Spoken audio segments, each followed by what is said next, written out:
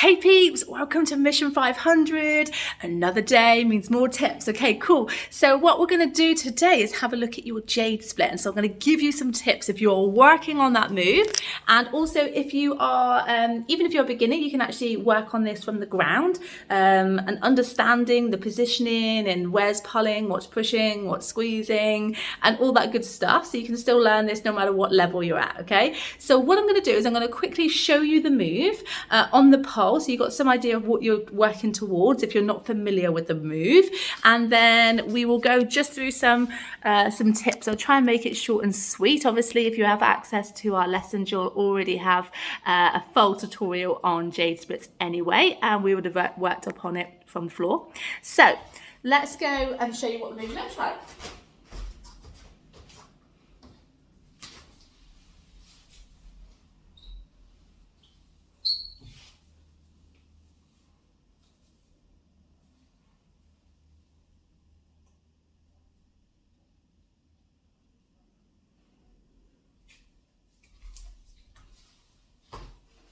Okay, that's a Jade Split.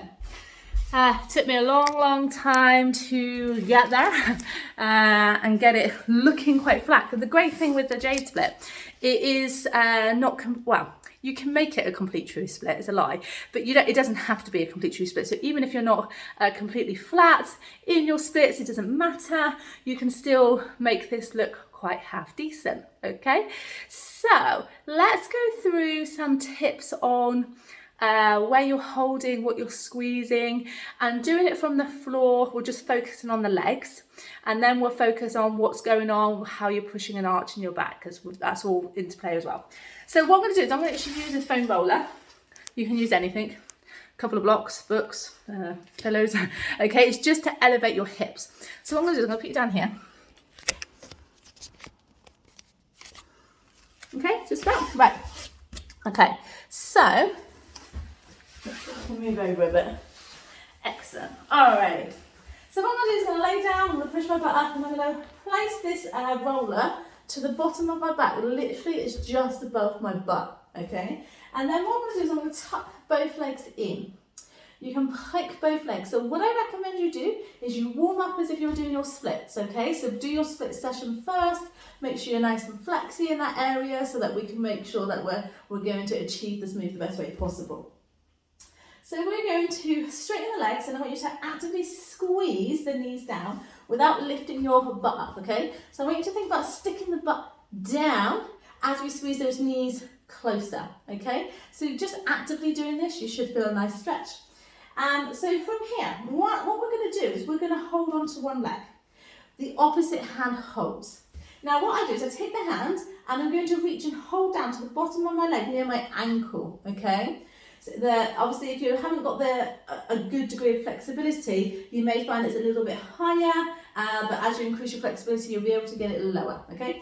Now, what I tend to do is I take my hand in a cup grip, and I'm taking that hand straight over, excuse my dogs, I'm going to hold on near my ankle, okay? So from here, I'm going to pull the leg in. Earl, thank you. So the reason why I do a cup grip is because I'm taking that leg into the pole. I want to pull it in, okay? So I'm going to get my other leg out of the way because I'm going to focus on this being my front leg. And I'm going to squeeze that leg across me because this is what I want to be able to do on the pole, is I want to pull that leg into the pole to increase grip. Now, you may feel more comfortable just to grab on, okay? So your hand is the other side. You can't see your hand, okay? It's your palm to the back rather than seeing the back of your hand.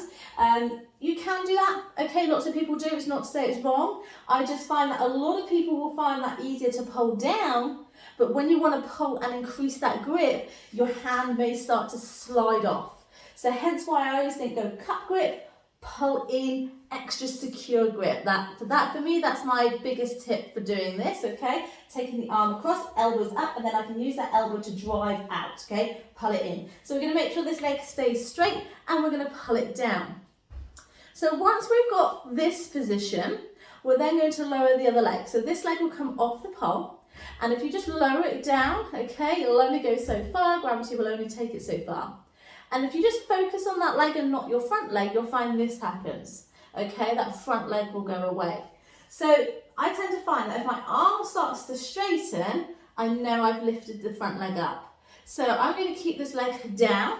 I'm bending my elbow out and I'm keeping it out, okay? So what we have to do here, so this is basically like a passive stretch because we're holding it into place, okay? Your back leg is more of an active stretch because we have to actually use our muscles to be able to lower it. So we need to squeeze our butt as hard as we can as we lower down. And I'm thinking of keeping that leg engaged and no bend in the knees. So I'm going to think about trying to take the heel towards the floor without bending the leg.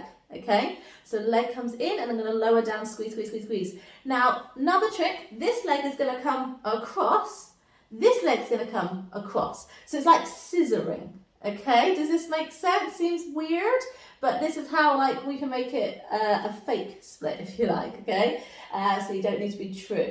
So it comes across. So basically I'm showing you my ass a little bit more and I'm keeping that leg down and I'm going to squeeze, squeeze, squeeze and I'm going to focus on bringing the heel down. Now you may not be able to notice it, but I am starting to arch my back, which is the next thing, okay? Does this make sense? So you can practice do this in front of a mirror so you can actually see how low it goes, because what I find that if I'm watching myself and I can see that I'm not quite low or not quite flat, then I can go, I'm going to squeeze a little bit more, come on, and it gives you that little bit of encouragement. Okay, so does that make sense? So legs got to stay low and we're pulling it in, elbow out, cup grip it if you can, squeezing the butt, taking that leg across, so we're crisscrossing the legs as we lower down. Right, now you understand what we're doing there, we're going to understand what we're doing with our hands, okay, and where our hands place. So what I see with a lot of people practice this, is they just place the hand on their butt, okay? But this arm is going to do a lot. It's going to squeeze into the pole. So what we want to do is when we're practicing from the floor is we're trying to get that elbow underneath, okay? And I'm going to place my thumb on my hip bone and I'm going to place my fingers towards my butt. So I'm basically groping my hip. Now what I want you to practice is arching your back. So what I'm going to do is I'm going to come off this pole. I'm going to keep my hips up. So I'm going to come into a tuck. I'm going to place my hand on my thumb on my hip, holding onto my hip. Now, as you can see, if you think about your tailbone, your tailbone at the moment is facing the ceiling. What I want to do now is think about taking that tailbone to the floor. Okay? And you're going to feel the weight transfer into that hand. So it can feel a little bit uncomfortable with the wrists, especially if you haven't got the degree of flexibility in your wrists. If you can't get them flat, this might cause a little bit of trouble. So work on wrist flexibility. If you've got handstand lessons, if you've joined the Mission 500 membership, handstand lessons has wrist strengthening exercises in there to get that hand flat. Go and check them out. So, hand on, and then we're going to think about arching as much as you can. If you can feel this position, this is what it will feel like on your wrist when you're doing your Jade Split on the pole. Okay, does this make sense? You can then transfer all this to the pole. So we can do it like from the ground. I do find it's a little bit more uncomfortable, like you're a little bit more restricted because the ground is in the way to like squeeze the arm in place, but you can still practice, you know. So, you know, we had a look at your floor inversion crunches. Yes, part of your core work to get your hips higher on the pole. Hey, this is where it's going to come into play, okay? So we need to get the hips high, particularly if you're working on this from the ground. And of course, if you think about what we're doing, we're squeezing the butt. So what do we need to do? Work on your butt, okay? You squeeze the muscles, strengthen the muscles of your butt. You're going to be able to lengthen the hip flexors. You need to be able to lengthen the hip flexors to get that back leg low. So if you don't have the strength there in your butt to be able to engage, you're not going to get the leg low, okay? So drill that ass, okay? Look at day one. We had a look at butt exercises you can do. So taking all this knowledge and taking it now on the pole. So we're going to do the floor inversion crunches. If you've been working on MTC, you'll be able to do this. So what I'm going to do with this one is I'm going to reach slightly higher. So my shoulders are off the ground so that I can get myself even higher. So it'll just be my head on the floor rather than my shoulders, okay? The more height you can get, the better. So from here, and I recommend doing it from the floor, even if you can invert, just to conserve some energy, okay? So from here, shoot up, pull up. get the hips high, squeeze. Head is down. So I'm going to move my arm down, I'm going to squeeze that inner arm around the pole, tucking it in as much as I can. Now it will feel different doing it on the pole than you did on the floor, because that pole's in the way, but we've got to squeeze it. So we're going to have the hand on your hip, grope that hip, okay, and then I'm going to bring that inside leg down.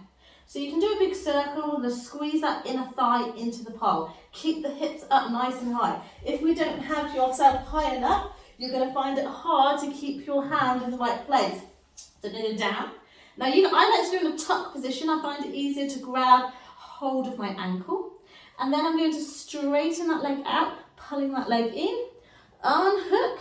Remember, I'm going to turn, I'm going to arch, arch, arch, arch, arch, arch, lower, lower, lower, lower, lower, lower, lower as you can go, keeping that back leg nice and straight. Bring the leg back up, wrap it around the pole, release the inside leg, squeeze back around, then you can hold onto the pole, releasing your hip and lower it down. Okay? Does this make sense? So you can practice all that from the ground. If you struggle and you don't have the strength in your butt to be able to lower the leg a little bit more, 1, work on your front splits, okay? 2, work on some booty exercises. Both are in the Mission 500 membership. Go and check them out. Don't have the wrist flexibility? Go and check out the handstand course, okay? You have everything you need to progress. So hopefully these tips were helpful to you. Let me know if you've got any questions at all. If you're struggling with a different part that I haven't covered, let me know. Post them in the comments. And yeah, can't wait to see you progress in your Jade Splits. Alrighty, see you tomorrow. Bye.